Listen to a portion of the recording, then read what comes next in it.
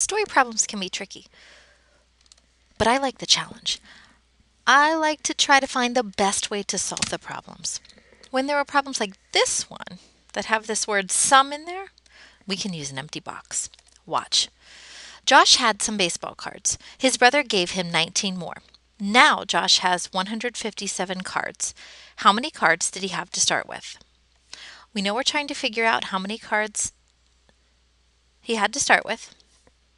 We know that the numbers that we're going to use are 157 and 19, but what I like to use is this little word sum.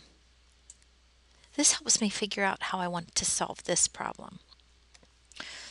So when I see the word sum, I know that I need to use an empty box.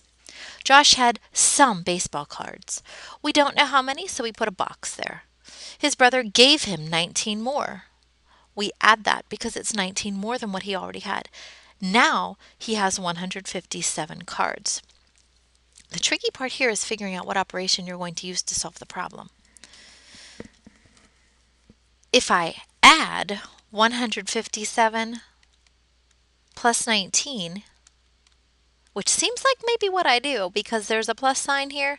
If I add these together, 7 plus 9 is 16. I'm going to do my new groups below. 5 plus 1 is 7, 176. That answer wouldn't make sense because 176 plus 19 certainly isn't going to equal 157. So even though there's an addition symbol here, I want to subtract to solve this. 157 minus 19. I can't do 7 minus 9, so I borrow from this 5 and make a new group there. I'm going to ungroup that 5, turn it into a 4. This 7 becomes 17. 17 minus 9 is 8.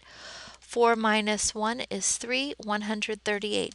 Now, when I put this number into our empty box, 138, I can check to make sure that the answer is correct. 138 plus 19. 8 plus 9 is 17. I'm going to do a new group above. 3 plus 1 is 5. 157, the answer matches. So I know that Josh had 138 cards to start with. Got to be careful here because we want to make sure that we're writing the answer that's in the empty box as our answer.